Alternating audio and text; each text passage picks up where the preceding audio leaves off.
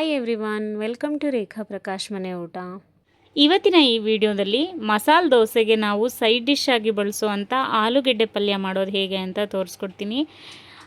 ತುಂಬ ಚೆನ್ನಾಗಿ ಮಾಡೋದು ಹೇಗೆ ಅಂತ ತೋರಿಸ್ಕೊಡ್ತೀನಿ. ನಾನು ಈ ವಿಡಿಯೋಗೆ ಹೋಟೆಲ್ ಸ್ಟೈಲಲ್ಲಿ ಮಾಡುವಂಥ ಆಲೂಗೆಡ್ಡೆ ಪಲ್ಯ ಅಂತ ಖಂಡಿತ ನಾನು ಟೈಟಲ್ ಕೊಡಲ್ಲ.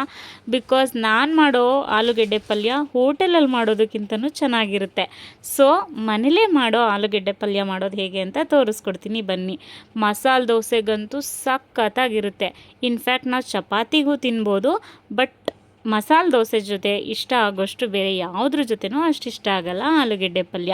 ಹಾಗಿದ್ರೆ ಬನ್ನಿ ಹೇಗೆ ಮಾಡೋದು ನೋಡೋಣ, ಮತ್ತು ಏನೇನು ಇಂಗ್ರೀಡಿಯೆಂಟ್ಸ್ ಬೇಕು ಅಂತ. ಆಲೂಗೆಡ್ಡೆ ಪಲ್ಯ ಮಾಡೋಕ್ಕೋಸ್ಕರ ಎರಡು ಪ್ರಿಪ್ರೇಷನ್ ಮಾಡ್ಕೋಬೇಕು. ಆಲೂಗೆಡ್ಡೆ ಬೇಯಿಸೋದು ಮತ್ತು ಬಟಾಣಿ ಕಾಳು ಬೇಯಿಸೋದು. ಮೊದಲಿಗೆ ಆಲೂಗೆಡ್ಡೆ ಬೇಯಿಸೋಕ್ಕೆ ನಾನು ಒಂದು ಕುಕ್ಕರ್ ತೊಗೊಂಡಿದ್ದೀನಿ. ಅದಕ್ಕೆ 3 ಆಲೂಗೆಡ್ಡೆನ ಈ ಥರ ಸಿಪ್ಪೆ ಹೊರೆದು ಸಣ್ಣದಾಗಿ ಕಟ್ ಮಾಡಿ ಹಾಕೋತಾ ಇದ್ದೀನಿ. ಜೊತೆಗೆ ಸ್ವಲ್ಪ ಉಪ್ಪನ್ನ ಹಾಕ್ಕೊಂಡು 2 ವಿಜಿಲ್ ಕೂಗಿಸ್ಕೊಳ್ಬೇಕಾಗುತ್ತೆ.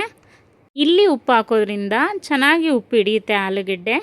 ಒಂದೊಂದು ಕಡೆ ಉಪ್ಪು ಒಂದೊಂದು ಕಡೆ ಸಪ್ಪೆ ಆ ಥರ ಆಗೋಲ್ಲ. ಮತ್ತು ಸ್ವಲ್ಪ ಬಟಾಣಿ ಕಾಳನ್ನ ಈ ಥರ ಚೆನ್ನಾಗಿ ಬೇಯಿಸ್ಕೊತೀನಿ. ಕಂಪ್ಲೀಟಾಗಿ ಇಲ್ಲೇ ಬೇಯಿಸ್ಕೊತೀನಿ. ಇವಾಗ ಕುಕ್ಕರ್ 2 ವಿಜಿಲ್ ಬಂದು ತಣ್ಣಗಾಗಿದೆ ನೋಡಿ. ಕಂಪ್ಲೀಟಾಗಿ ಆಲೂಗೆಡ್ಡೆ ಬೆಂದಿದೆ. ಇವಾಗ ಇದನ್ನು ಒಂದು ಮಿಕ್ಸಿಂಗ್ ಬೌಲ್ಗೆ ಸಪ್ರೇಟ್ ಮಾಡ್ಕೊತೀನಿ. ಸಪ್ರೇಟ್ ಮಾಡಿಕೊಂಡು ಸ್ಮ್ಯಾಶರ್ ತೊಗೊಂಡು ಕಂಪ್ಲೀಟಾಗಿ ಸ್ಮ್ಯಾಶ್ ಮಾಡ್ಕೊತೀನಿ. ನಿಮ್ಮ ಹತ್ರ ಸ್ಮ್ಯಾಶರ್ ಇಲ್ಲ ಅಂದರೆ ಕೈಯಲ್ಲೇ ಮಾಡ್ಕೋಬೋದು, ಏನೂ ಪ್ರಾಬ್ಲಮ್ ಇಲ್ಲ. ಈ ಥರ ಮಾಡ್ಕೋಬೇಕು. ಅದಾದಮೇಲೆ ನೋಡಿ ಇಂಗ್ರೀಡಿಯೆಂಟ್ಸ್ ಏನೇನು ಬೇಕು ಅಂತ ತೋರಿಸ್ತಾ ಇದ್ದೀನಿ.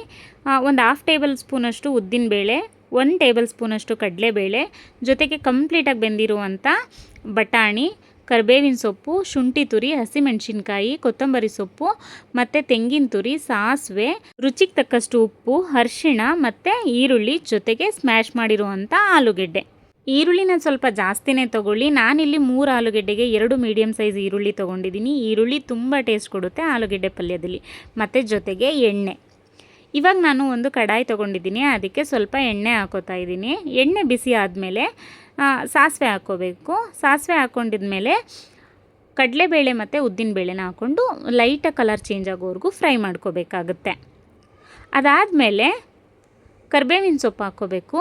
ಕರಿಬೇವಿನ ಸೊಪ್ಪು, ಹಸಿಮೆಣಸಿನ್ಕಾಯಿ ಮತ್ತು ಶುಂಠಿ ತುರಿ ಇಷ್ಟೂ ಬ್ಯಾಕ್ ಟು ಬ್ಯಾಕ್ ಹಾಕ್ಕೊಂಡು ನೀಟಾಗಿ ಫ್ರೈ ಮಾಡ್ಕೊಳ್ಬೇಕಾಗುತ್ತೆ.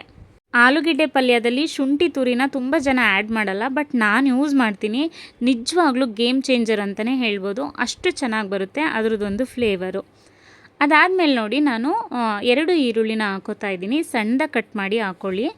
ಸೊ ಇವಾಗ ಇದನ್ನು ನೀಟಾಗಿ ಫ್ರೈ ಮಾಡಬೇಕು, ಗೋಲ್ಡನ್ ಕಲರ್ ಬರೋವರೆಗೂ. ಮತ್ತು ಈರುಳ್ಳಿ ಫ್ರೈ ಮಾಡಬೇಕಾದ್ರೆ ಸ್ವಲ್ಪ ಉಪ್ಪನ್ನ ಹಾಕ್ಕೊಳ್ಳಿ. ಆ್ಯಂಡ್ ನಾವು ಆಲ್ರೆಡಿ ಸ್ವಲ್ಪ ಹಾಕ್ಕೊಂಡಿರ್ತೀವಿ ಆಲೂಗೆಡ್ಡೆಗೆ, ನೋಡ್ಕೊಂಡು ಹಾಕ್ಕೊಳ್ಳಿ. ಜೊತೆಗೆ ಸ್ವಲ್ಪ ಅರಿಶಿನ, ಇಷ್ಟನ್ನು ಹಾಕ್ಕೊಂಡು ನೀಟಾಗಿ ಫ್ರೈ ಮಾಡಬೇಕು.